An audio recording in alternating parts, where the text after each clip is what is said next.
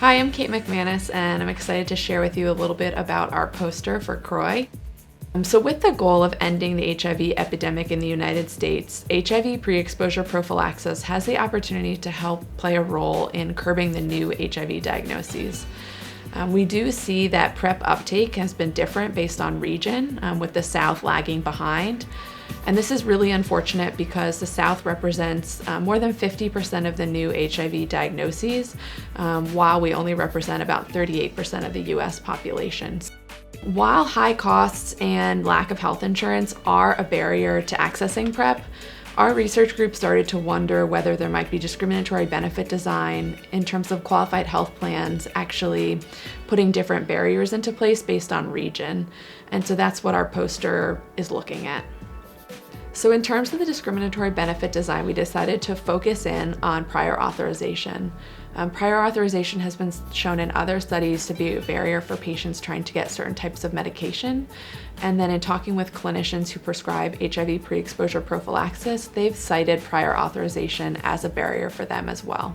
We were able to have data on almost 1,700 qualified health plans that were offered on Affordable Care Act marketplaces, so either state marketplaces or federal marketplaces around the United States.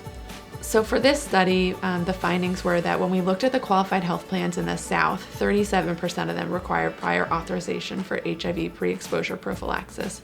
And that's compared to about 2% in the Northeast, 6% in the West, and 13% in the Midwest. And in the South was about 16 times as likely as a plan in the Northeast to require HIV pre-exposure prophylaxis prior authorization.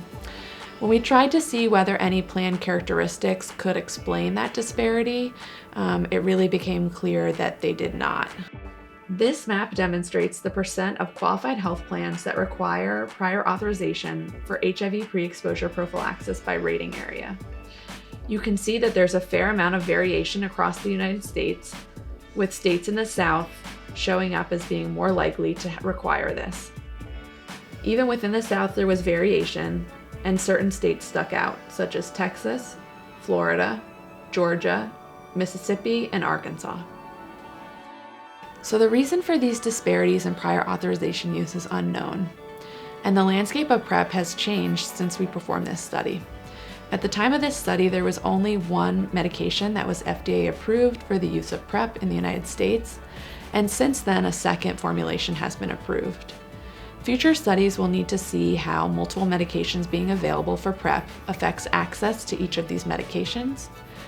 And additional studies will have to be done to look at how pharmacy benefit managers may be playing a role in access. So our study found that qualified health plans in the South were much more likely to require prior authorization than plans in any of the other regions of the United States. This is concerning because there are so many more HIV diagnoses in the South, and this is really a region where we want to see PrEP uptake increase.